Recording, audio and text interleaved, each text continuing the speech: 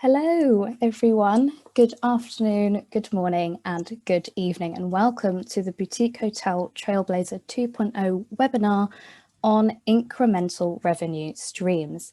And in this 1 hour session, we are going to delve into a range of key topics, including subscription models, ghost kitchens, and experiences to discuss solutions that you can implement now to help maximize income. And we will hear about successful rollouts, advice for attracting customers, as well as some tips for upselling. And this webinar series is being held in the run-up to the Urban Living Festival, which is taking place this summer, July the 7th and the 8th at Tobacco Dock in London. And it's a super exciting event where we are going to be mapping the future of where we stay, live and work across 3 stages named after these respective areas. And on the PowerPoint now, you can see the sectors that we will cover. And if you're interested in reading more about the agenda, then a link to the event is being posted in the chat. So as I mentioned earlier, this is a 1 hour webinar, and once I've finished my introduction, we will spend around 45 to 50 minutes speaking with our Trailblazers, with some time at the end to take any questions from our audience. So please do use the Q&A function to submit your questions, and I will get round to asking these at the very end. For those of you who don't know me, I'm Eloise Hanson. I'm the news editor at Boutique Hotel News. We're a multimedia online news source for boutique, lifestyle and luxury hotels. And we also run 2 other B2B publications at Service Department News and Short-Term Rentals, all of which are published by International Hospitality Media. So here's our Trailblazers today. I'm going to invite each to introduce themselves. We are waiting on James, he's having some technical issues, so we will get round to speaking with him in a short moment. But Ali, can I please come to you first, please? Yes, hello. Hello, everyone. So hi, my name is Ali Powell. I describe myself as a business growth expert. So my skill is in revenue generation. I have 25 years experience in big corporate hospitality and leisure companies. So whether that's Hilton or Intercontinental Hotels Group, I was Chief Commercial Officer of Fitness First, and another company in real estate. So yes, I've would describe myself as a commercial expert. It's all about how you drive profitability through sales, marketing, and business development opportunities. And I run my own company now called Commercial Acceleration, which, like it says on the tin, is about business growth. Thanks, Ali. And David, can I come to you next, please? Absolutely. Thank you, Eloise. My name is David Callery. I am the president of a company called Inspirato, headquartered in Denver, Colorado in the US. We're a 10-year-old luxury hospitality company. You may or may not have heard of us. I think most folks in the States recognize us today. We have about 15,000 members. Our business model is a bit unique. We manage and control about 350 to 400 homes, luxury homes and villas all over the world. We also provide to our members other travel services. Obviously, hotels, boutique hotels are one of our favorites for sure, and experiences. The company has, as I said, been around for about 10 years now. We operated initially in a traditional club model where someone would pay an initiation fee, an annual fee, and then pay for each trip as they wish to go on it. And then in 2019, we actually introduced what we believe is one of the first ever luxury hospitality subscriptions. So for $2,500 a month, our subscribers can access 150,000 trips and they pay no nightly rates, no taxes, no additional fees when they go on these trips. I hope we get a chance to talk a bit about it later, but that's a little bit about Inspirato. Thanks, David. And Tim, can I come to you next, please? Yes, absolutely. Thank you. My name is Tim Gjonbalic. I go by Tim. I am the founder and CEO of a company, Butler Hospitality. In short, we've been coined the cloud kitchen for hotels. Essentially, we are the only and largest hotel food and beverage company in the States. Today, we manage about 40,000 rooms in 3 states, Miami, New York, and Chicago. I'm actually calling you from Miami. Yeah, so some interesting things I think we're going to touch on today. Thank you for putting this together. I think this is probably the most important time for us to kind of get together and make sure that we're sharing contacts, sharing ideas, and making sure that we're staying on the pulse of what is kind of a constantly changing environment. Thanks, Tim. And when James finally connects, we will get round to introducing James then. And so before we move on, obviously all our Trailblazers LinkedIn profiles are going to be posted into the chat, so please do connect at your wish. And here I'm going to offer some context ahead of our discussion, which we will begin very shortly. And these are all stories that I have published, which illustrate how hotels in particular have adapted in order to continue operating when rooms have been difficult to fill. And we have some pivoting to weddings and bundling this offer into a full package. We have others introducing a takeaway and grab it and go service. And we've also seen virtual or digital experiences proliferate. And on the next slide, we have seen hotel rooms being rented out as office spaces, with brands introducing a work from anywhere program. I've also covered news about hotels partnering with private members clubs or moving to a members only venue. And all of these stories are evidence of how creative an industry we are and can be. And the future will be shaped by those that are embracing change. So with this in mind, let's hear from our Trailblazers and begin our discussion. And I would like to start with Ali, please. I've been watching your videos throughout the pandemic. You've been very active visiting a lot of hospitality venues with the aim to help them improve turnover. So generally speaking, what areas of a business are perhaps not as strong as they potentially can be? Yeah, thanks, Eloise. So yeah, I'm going to touch on 3 key themes here. So the first would be, how do you maximize space? So as we think about total revenue, holistically across all revenue streams, not just rooms, and thinking about how do you maximize revenue per square foot.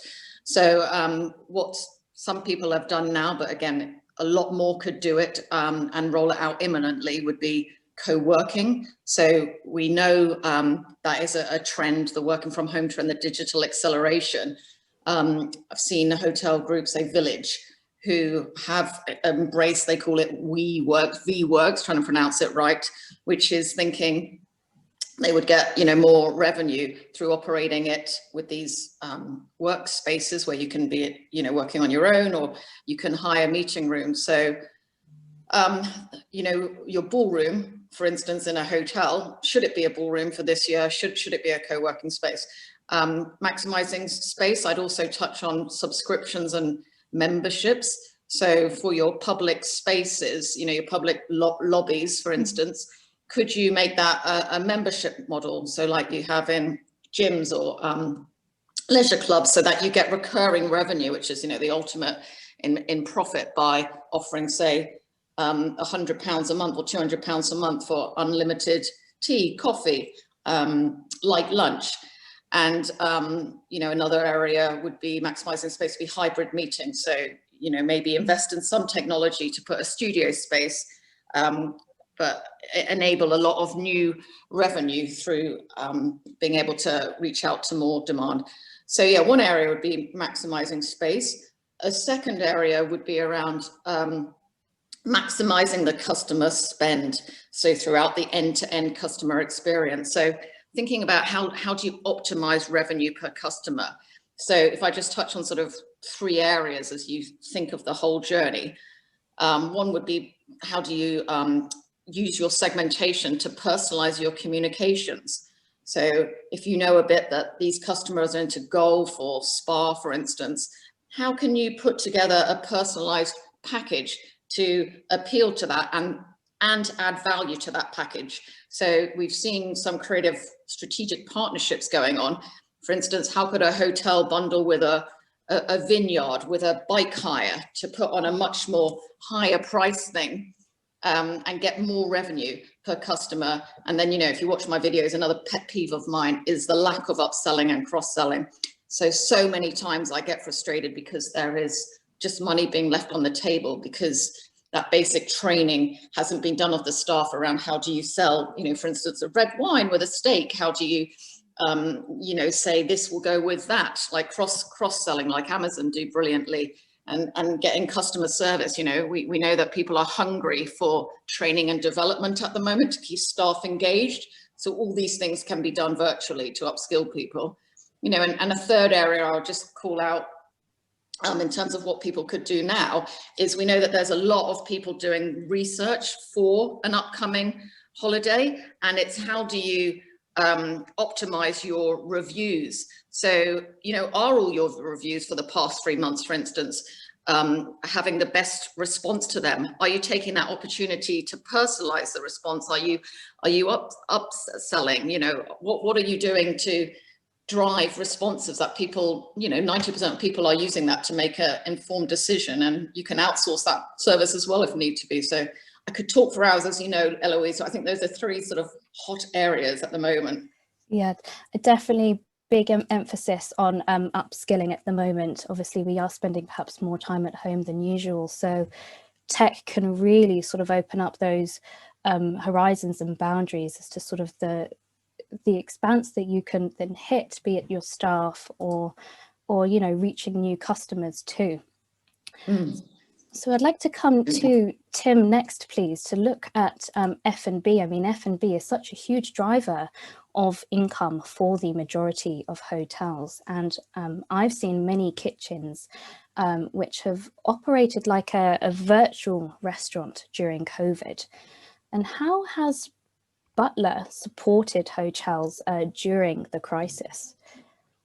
Thanks. So Ali, that was great. I think you mentioned a lot about steak and upselling red wine, and you know, it seems like you and I are both spending a lot of time thinking about kind of asset utilization and increased throughput. I think one of the really, you know, if there's any, you know, silver lining in kind of everything that's going on nowadays, I think, you know, one of the most challenging things, I think, for every, you know, business person, or whether it be entrepreneur or company, is really identifying those early kind of adopters that are going to take that, you know, initial concept, whether it be a subscription in the lobby, or whether it be virtual room service, or whether it be, you know, maybe leveraging a space, you know, so what, it's a ballroom, it's 4 walls. How can you activate this space in some other way? You know, it's only a ballroom if you call it a ballroom. You know, so I think, you know, when it comes to hotels, I think, you know, we've been put in a fortunate position where, like I said, the silver lining here, where I think people are very open to kind of ideas. I think hotel owners, managers, and the public, right? The general public, right? I mean, you're not allowed to go into your office. Can I go to the local hotel lobby just so I can kind of provide that experience safely? And where else are you going to find a venue that can be regulated and can follow strict kind of guidelines and make sure that things are done and handled properly? You know, we're used to managing hundreds and thousands of guests every day. It's what we do. So as it pertains to food and beverage, I think, you know, I started Butler about 5 years ago. It was really when I started hearing about these quote unquote loss leaders. And I never looked at these as loss leaders. I looked at them as just underutilized assets. And I said, well, how do we just increase efficiency? And how do we leverage not only the kind of go-to-market and the model as a whole, but how do we introduce technology in an industry that was really trying to figure out how to discourage food and beverage instead of fix it. So, I think for a lot of reasons, the economies of scale are missing in hotel food and beverage. And I think that you see that with Ali, in the revenue teams and sales teams, you can kind of centralize those, and you can add kind of efficiency, and food and beverage, unfortunately, has not been the case. So as it pertains to Butler, we said, what if we built kind of world-leading technology? What if we built the integrations? What if we built the APIs into the PMSs? What if we understood guests' preferences? We knew that Ali liked red wine with her steak, so that whether she's checking in New York, Chicago, or Miami, we can continue to add that personal touch. I'm staying at the Edition in Miami right now, and I walked in, and the director of food and beverage sent over one of my colleagues' meal that she had 3 months ago. So, that level of touch, that level of kind of, hospitality is so important, but we can do that with technology today. So what we've done for the industry is essentially said, hey, what if we took over these underutilized kitchens? We paid you a rent directly to your bottom line. And with that, dining room and kitchen, turn that into kind of a ghost kitchen model where we could then deliver to local and nearby hotels.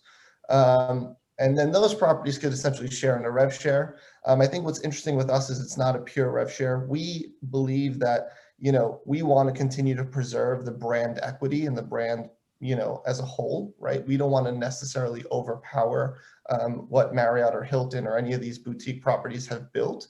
That's authentic. It's built on the backs of local, and we don't want to necessarily interrupt that.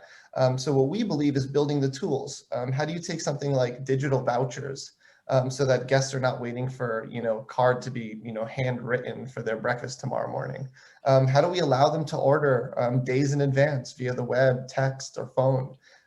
So I think introducing technology, making sure that we're maintaining that so that we understand the guest throughout the life of their travel, and then ultimately providing the amenity that I think is loved so much. It's been a hate-love relationship with the industry, with food and beverage, but you can't turn on a hotel commercial without seeing food and beverage somewhere in there. I think it's integral to the kind of the experience as a whole. I was reading an article today that mentioned that restaurants, soon people will be starting to book hotels again because they want to eat at the restaurant, which is perhaps something that we haven't seen much of, I guess maybe until COVID. I mean, there's definitely a big increase in F&B throughout the pandemic. Everyone's glued to their phones and ordering. And I'd like you to explain to us, Tim, how a partnership works with a ghost kitchen from beginning to end. I'm assuming you've got to have a lot of tech savviness about you to be able to implement this partnership. Yeah, we are very much a technology company. So what we've done is spent a lot of time building integrations and understanding kind of guest flow and guest experience. Really tracking, how does a guest check in? When are they getting their breakfast vouchers? How are they learning about the amenities? How are they learning about food and beverage? How are we building a menu based on guest preferences?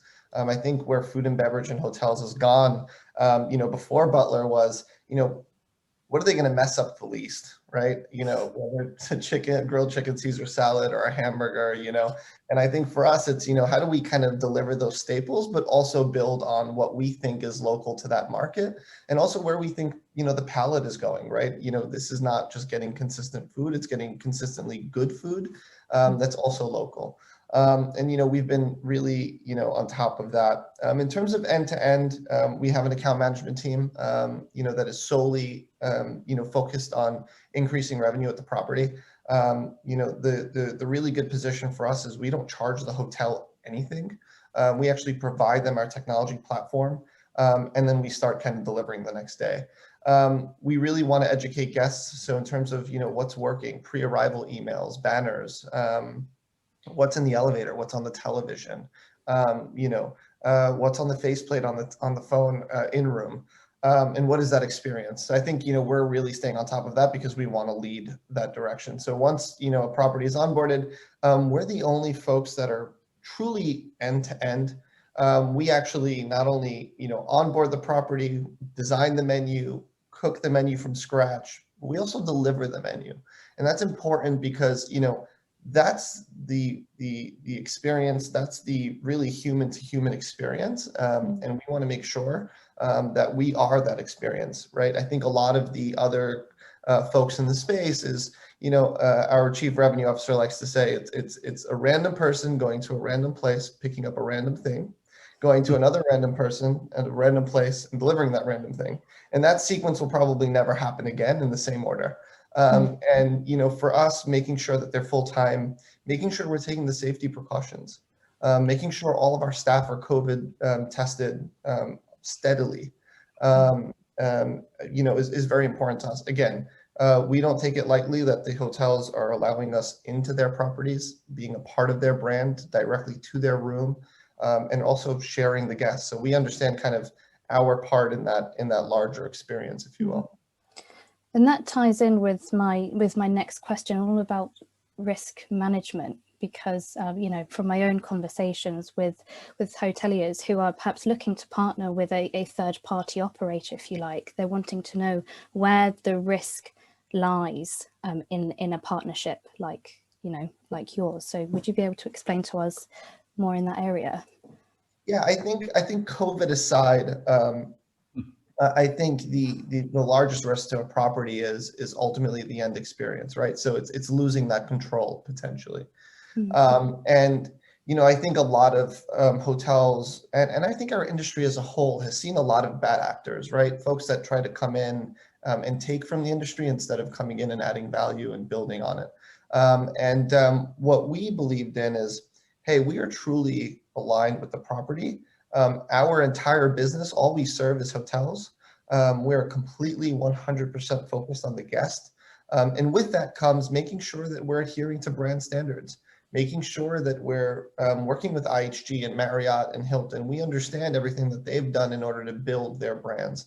And the same is true with the boutique brands, whether they're part of, leading hotels of the world, or whether, they want to make sure that they're, adhering to their guest expectations.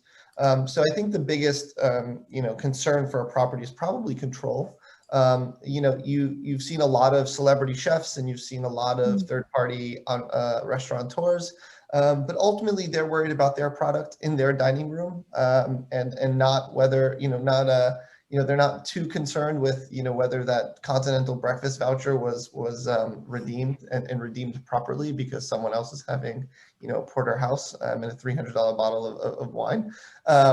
The difference with us is we are only the hotel people. We care about not only about maximizing the guest spend, but doing it in a way that is true to the experience, right? We want to make sure that, these folks are coming back to us again, right? We want to make sure when they come back, that they're coming back to say hi to their favorite server, that we're building technology in order to remember and continue to build on their experience. So control is probably the biggest thing. And what we've done is built a system and built a company and built a culture that says, hey, you need to try us. And I think that's why, 5 years in, 40,000 rooms under management, we've never lost a hotel partner. Both on the ownership side, the management side, or the brand side. And I think it's because of our positioning, right? We care about the guest experience and about the whole, the entire kind of hotel experience. Thanks, Tim. And I'd like to come to David next, please. Similar kind of question about Inspirato, about the onboarding process. So how do you choose and vet a property, and what is that commercial breakdown of the partnership? So for us, Eloise, number one, the first source that we use is our members, right? We have 15,000 members, mostly North Americans, Canada, United States, and Mexico. We are starting to get members in Europe and some in Asia. Less than 5% of our total base is European or Asian at this point. But our members are a great source of lead flow, if you will. They travel the globe. These are very, very affluent consumers, right? We estimate that their net worth in the US is north of 5 million on average, actually closer to 10 million. So they're affluent consumers. They've been traveling the globe for many, many, many years. Now they're a member of Inspirato. So many of our leads come from our members themselves, from the experiences that they've had over their years of travel. We also have a team of folks that travel pre-COVID, if you will, right? Today, nobody is traveling to visit some of these properties, but we have a team of about 10 folks that travel all over the globe looking at boutique hotels, branded hotels, new openings, et cetera. And they're really trying to develop a relationship with folks, which kind of leads into, I guess, the second part of what we look at, which is just the table stakes, right? What are the basics that these hotels have? What's the restaurant like? Is the food quality very, very high? What is the greeting like? Oftentimes we'll secret shop the hotel when we're making a visit just to see what the experience is like, our team on the ground. We'll often have members secret shop and give us reports back as to how the experience went. The most important thing that we're looking for, Eloise, is the level of personalization. I didn't mention this in the opening, but I mentioned that we have these homes all over the world and that we send our members on different experiences to our homes, to hotels, cruises, et cetera. But we wrap everything in very, very, very high-end service. We have a team of about 150 folks here in Denver that manage the relationships with our members. Our members don't call into a call center and get a different person each time. They have a team, a very, very small team of usually 3 to 5 folks that manage the relationships with our members from a certain geography. For instance, in Denver, there's a team of 5 people that manage all of the members in the Denver area. And they really, really get to know everything about their members. And when I say everything, I mean everything. What type of pillows they like when they travel, when they go to our homes or to a hotel. Obviously, the type of food preferences they have. If there's allergies, are the children snowboarders? Are they skiers? Do you like to play golf? If so, what time? I mean, we really are very, very precise about understanding our members' preferences. And what we really seek when we're partnering with a boutique hotel is someone that wants to leverage that information that we've gained about our members over the years to really extend that personalization in their environment. We have the technology. I love some of the stuff that Tim was talking about, right? We view ourselves as a hospitality company. One concentric circle out from that, we're a tech company. We have a large tech team, and we're always seeking to try to find the latest innovations. We have a platform where we can pass on all that preference information to our partners. And nothing gets us more excited than working with a partner that wants that information, that desires to have that information about the guest experience, so they can essentially, personalize in that local environment. So those are the 3 keys for us. And again, we're just looking for partners that want that. Nothing disappoints us more than being able to pass on that information and then it not being acted upon. So personalization is probably the biggest key, Eloise. Mm-hmm. And where is the value to hoteliers, say a prospective partner? I mean, what would be the return on investment should they look to partner with Inspirato?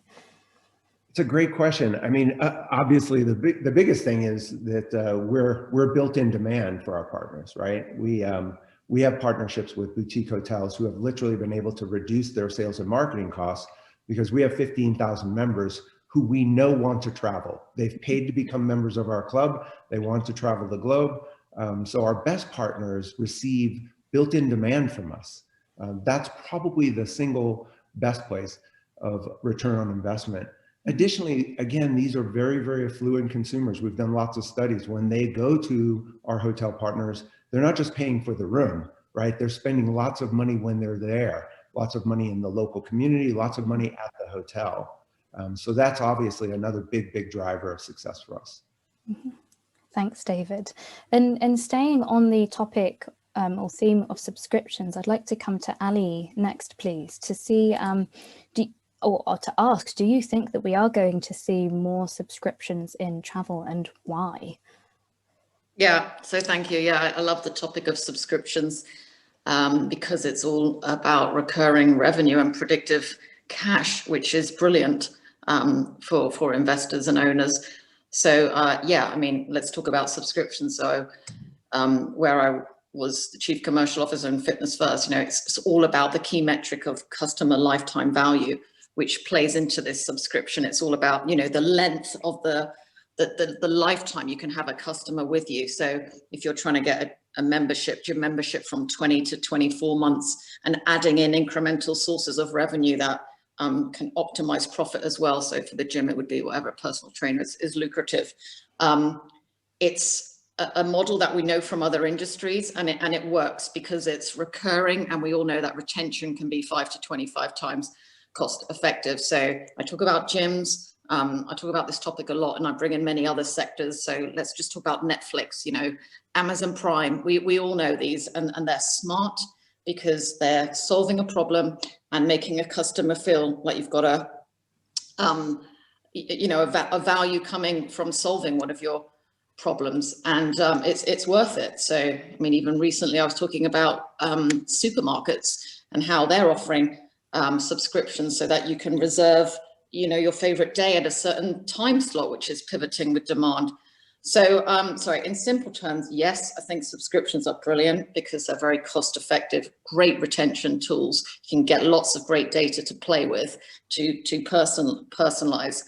And I would love to see more travel and hospitalities coming up with it. So far, unfortunately, I only see quite a few of these. I could count it on my hand who I've seen. So I mentioned Village Hotel before, which have a nice tiered model of subscriptions where you can get, everything from the platinum that's got the leisure part as well with swimming pools and gym to, to just using the space as a co-working. So I mentioned Village Hotel. I did an interview the other day with the chief commercial officer of Citizen M. That's brilliant thinking as well in terms of corporate subscriptions. And Soho Farmhouse, I think you mentioned that, Louise, you've got that, and maybe Hoxton Hotel. So I'd love anyone on this webinar as well to be my eyes and ears as well in terms of coming up and showing me clever things.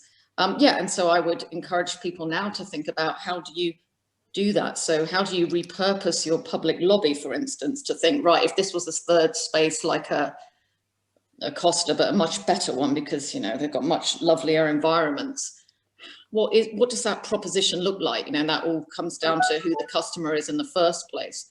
But what is our offer? What is our proposition?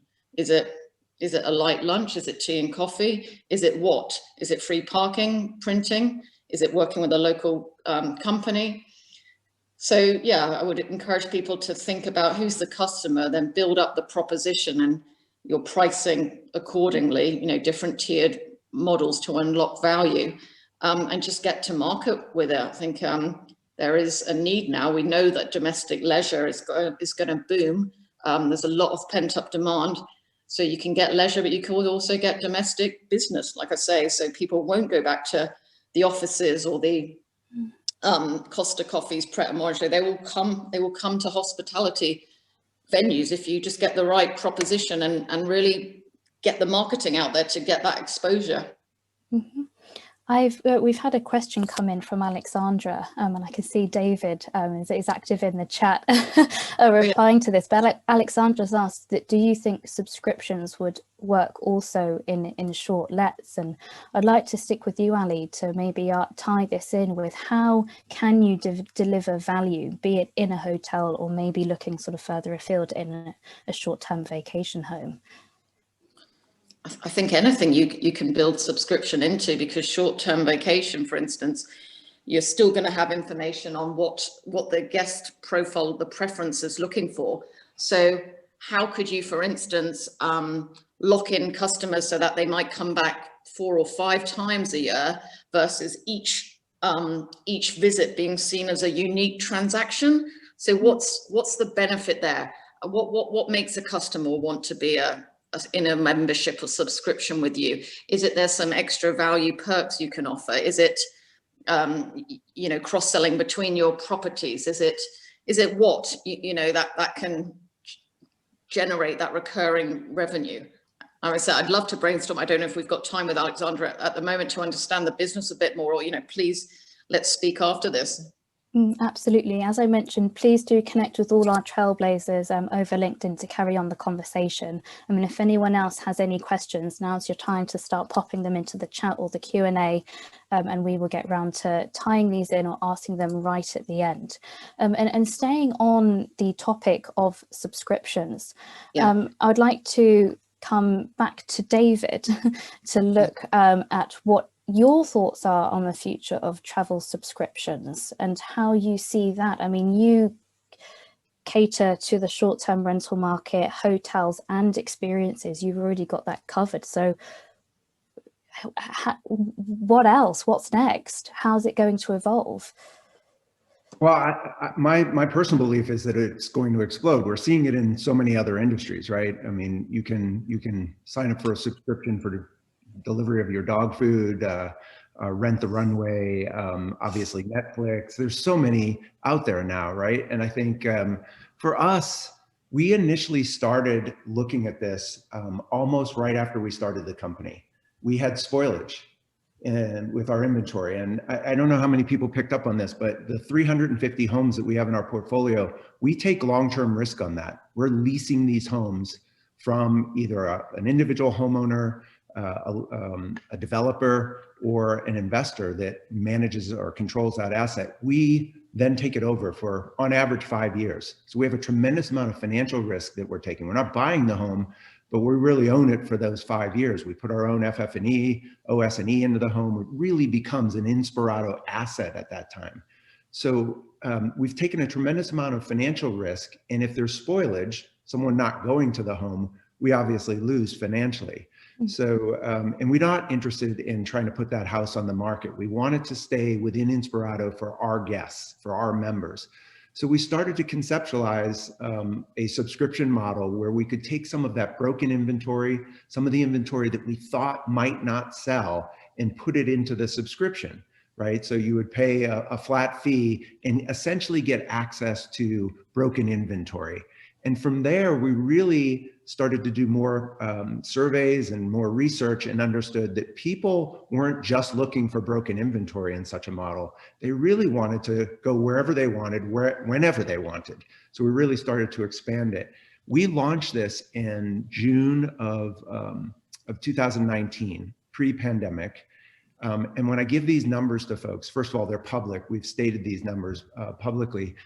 Most people don't believe me when I give them, but it's the power of a subscription. So from June of 19, when we started it, until December 31st of 19, so a 6-month period, we sold over 2,500 passes. That's what we call it, the Inspirato Pass subscription. We sold over 2,500 at an annual recurring revenue rate of about $30,000, $2,500 a month US. Times 12 months is $30,000. If you do the math on that, that's upwards of $70 million of recurring revenue. So the value that it brought our company was phenomenal, tremendous, 10x more than what we had expected, right? And for that reason, I think many other companies will go out there and try to duplicate that. Going through the pandemic, this was one of the hallmarks that has helped us be such a resilient company through the pandemic. We worked with our pass holders to put their passes on pause or in some cases hold, but we've had very little churn. Most people were so excited by the concept of being able to travel and not be hassled with worrying about what the nightly rate was or what the resort fees were or what the taxes might be, that they've stayed members all the way through the pandemic. And they're just really waiting for the world to open back up so that they can travel again. I also want to mention that for us, there's value on both sides of the equation. The consumer has a great, valuable product where they can go to many different places. It's fun and it's spontaneous. And obviously, with generating that much recurring revenue, it's been very good. But there's also value to our partners on the other side. About a third of the experiences within the pass are our own homes, right? I mentioned earlier, spoiled inventory or inventory that is far out in the future that we want to get bookings for. But the other 2/3 are partners, hotels, experiences, and things of that nature. And the beauty of our model is our partner can put inventory into our pass system, and the rates are completely opaque. None of our guests actually see what the nightly rate is that we're paying, right? They just simply see that there's a great 4-day trip in Paris at this boutique hotel. They get a hyperlink that will take them to the hotel if they'd like to see details on it, but they don't see a nightly rate. So for our partners, they're keeping their rate integrity, but they're moving inventory through us, and they have this built-in demand of our pass holders. So it's really worked to be very, very valuable on both sides of the equation, which I believe, Eloise, is another reason why folks will go out and explore this model in a variety of other places. Mm-hmm. And my final question, David, I'd like to, I'm sure we've got hoteliers listening now, and I'd like to ask, what are you learning from your members that hoteliers would find useful right now? Well, to attract, say to attract a new customer, I mean, or where they're traveling to. Right now, it's all about safety, right? It's all about how safe they feel in the property itself. I think, when you think about where the consumer's mind is right now, I believe many consumers are attracted to a short-term rental because it's a single dwelling and they feel it's a really controlled environment. Right next to short-term rental, though, you have boutique hotels, right? They're a little bit smaller, a little bit more unique, a little bit more intimate, if you will. And I think our members, we survey our members constantly, and they give us feedback constantly. And we know that as the world starts to open back up, first, they're going to be attracted to our inventory, our homes, again, because they know what we do to make sure that they're safe. From there, definitely next is a boutique hotel for those very same reasons. The intimacy, knowing that the property itself has a little bit less traffic, it's a little bit more personalized experience, and probably a safer experience. Mm-hmm. Thanks, David. And I'd like to come to Tim next, please, to talk about the new different from an F&B perspective. What do you think this looks like?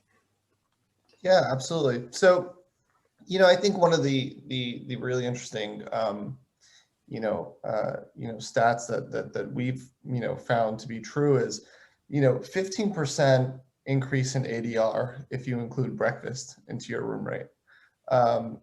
There's a lot of ways to get creative. Now, that's great if you can actually kind of break even on that $21, inclusive breakfast. In terms of the new different or the new normal, I think everybody's trying to really understand and define what that is. For us, I think looking into the future, whether it be leisure, whether it be business or bleisure, I think, differentiation is really important. Right now, if you're traveling, you're going to a lot of properties and they're not giving you the complimentary water because of COVID. The gym's not open because of COVID, and there's a lot of blank because of COVID. And I think as folks start to travel again, and as this density of hotels and rooms, there needs to be differentiation, right?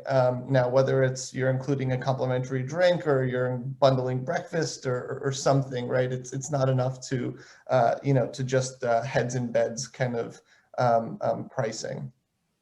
In terms of the new normal, I think this really gave the industry a gut check. COVID. What worked for us? What business are we in? What business do we want to continue to be in? And I think, that is a little different for different groups, ownership, brands, right? I think that drastically is different across the board.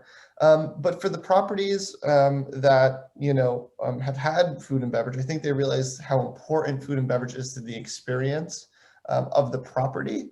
And that's, Ali, putting in RFPs for airline crew, putting in RFPs for group business, for business.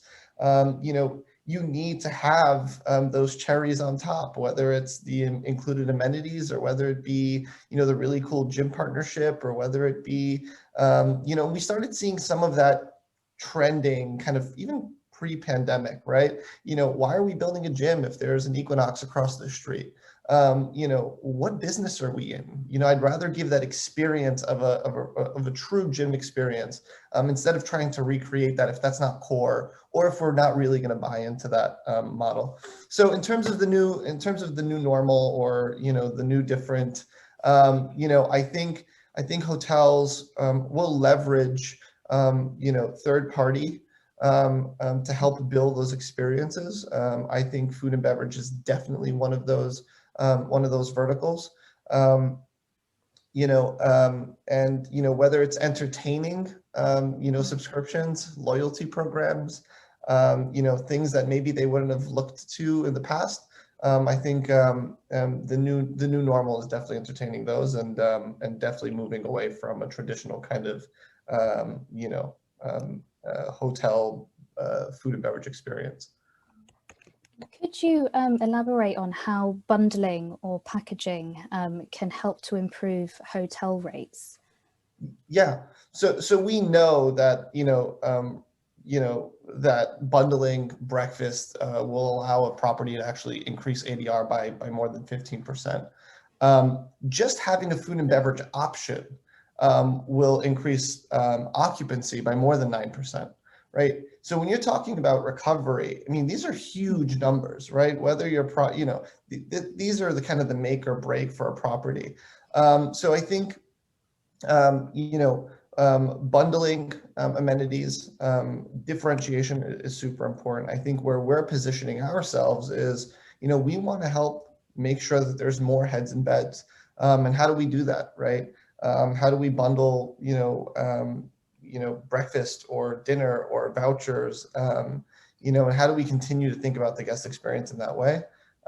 Especially, we've seen a lot of success with airline crews, with certain kind of, you know, hospital groups, especially during the pandemic, National Guards, government contracts, et cetera.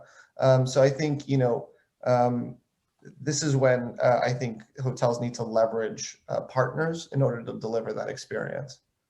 Mm-hmm. Thanks, Tim. And I know that we've talked a lot about the sort of the domestic leisure guest kickstarting the recovery, and we've had a question come through from George Sell all about corporate guests, and I'd like to direct this one to Ali, please. George asks, what do boutique and lifestyle hotels need to do to make themselves more attractive to corporate guests when business travel restarts in earnest later this year? And what are the potential revenue gains from attracting them? Yeah, brilliant question. So there's a few angles here, if I could sort of put out some ideas. So if we first go on this thing about right now putting on some sort of membership or subscription model. Right now, you know, you could be thinking, what is our proposition where we could attract corporates in to do some co-working? So for instance, could we turn this space and repurpose it into some sort of socially distanced desks and have a meeting facility? And how do we sell that at a basic level? How do we add into that bundle with a leisure element, for instance, happy hour drinks from 5 till 7 p.m. and, you know, being able to use the gym facilities for the silver. So, you know, right now is how do you turn on something like that on a recurring membership /subscription, whatever word you prefer to use. Second would be a bit like Citizen M is, you know, how do you build corporate subscriptions now? So when the demand does come back more, what is it that you're selling? So for instance, is it a certain number of hotel nights a year, along with what, you know, and Citizen M, they've bundled a package together that they think is very, you know, cost effective and appealing for capturing corporates, but it's like a win-win. You know, you've got to also have some commitment from the corporates that they will invest a certain number of room nights or a certain number of meetings. So what could you do now in terms of your corporate space?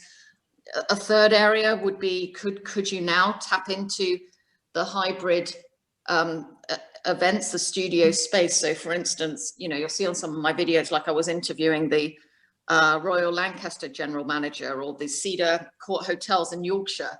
So there they've partnered with a technology company who's that's their bread and butter. And sometimes those companies have just put the facilities in for free, which is, you know, amazing, just for sort of proof of concept. To then how do you then bring that in right now so that you could offer people, like, bring the demand to you, you know, so create demand by being able to put on those hybrid events now, that then once you've got the people coming, you'll then hopefully be able to keep them afterwards. And hybrid events, you know, they're probably here to stay anyway. So whether everyone comes back permanently on site, or you have this half mixed model, I would suggest getting a cost-effective solution for that now. You know, and also, you know, these are ideas from mine that I know work from other best practices, but also there's nothing like speaking to your corporates direct right now and asking them what they want. You can be phoning them, you can be doing surveys and everything to build up bundles. What do they want? Definitely. I definitely think surveys and understanding what the consumer wants, their changing taste and needs, will absolutely direct where we need to go next. There's a comment here in the chat from Martin, which I think is a very pertinent sort of statement, that nobody's so far has mentioned the wellness offering. Is this dead? Perhaps David, I know you Inspirato offers experiences. Are you seeing demand for wellness offerings at all? Is Absolutely. this likely?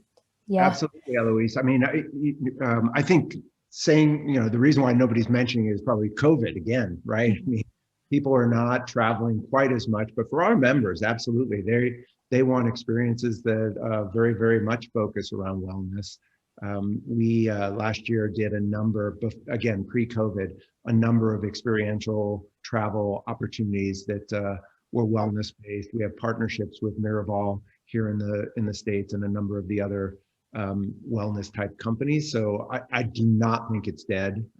I believe absolutely it's going to be a booming trend for the next several years, for sure. We're hearing that from our members. Yeah, and sorry, just building on what you're saying, it's when we talk about strategic partnerships, is how can you build those in now to, you know, a corporate stroke leisure proposition. So I'm just making this up on the spot now, but say for instance, I don't know if you've got it in America, but here we have a wellness app called Calm or Headspace. Yep. Just seeing you're nodding. Yeah, like how could you partner with them to maybe then offer, as part of them buying into some corporate thing, that then you've got 24/7 access to this amazing app, you know, that gives you an anxiety relief, whether it's for, you know, whatever part that you're struggling with. That is just an example, but that's a wellness partnership. You know, 10 years ago, Eloise, when we started the company, nobody was telling us that they wanted exercise equipment in the homes. Today, we've outfitted many of our homes with Peloton bikes, Peloton treads, right? Because it's a huge trend. People don't want to go to a beautiful home that doesn't have exercise equipment. They demand it today. So I definitely think wellness in all facets will continue to be very, very important to the luxury consumer, for sure. Well, thanks everyone. We are running out of time. I do have a tendency for chatting a lot. So thank you to everyone for all your questions. I am going to run through a few slides to wrap up our conversation today. My colleague George Sell, he is hosting the next Urban Living webinar next week on Wednesday, the 27th of January, and he's going to be looking at what the new normal will be for urban living, and the registration link for this webinar will be posted in the chat. And the Rockstars webinar series will begin again on Tuesday, the 2nd of February, and my colleague Paul Stevens will be discussing guest wellness within the short-term rental space. And once again, the link to register for this will be popped into the chat. And To give you an idea of who's going to be at the Urban Living Festival, here is some of our sponsors and partners, and I'm thankful that the list is growing daily. We have plenty of opportunities to get involved, and if you would like to hear more, then please do get in touch with my colleague Katie. Her details are on your screen now, and her LinkedIn may be posted in the chat, but do get in touch. We'd love to hear from you and discuss where these opportunities are. So thank you all for tuning in today, and thank you to Ali, David and Tim for your insights. This session has been recorded. It will be emailed to all those that have registered within 48 hours. And if you'd like to stay up to date with other webinars that we have in this series, along with your daily news, do give us a follow on the social media platforms on your screen now. So I will be back here in 2 weeks' time. I hope to see you all again here, and do enjoy the rest of your days. Take care, guys. Always.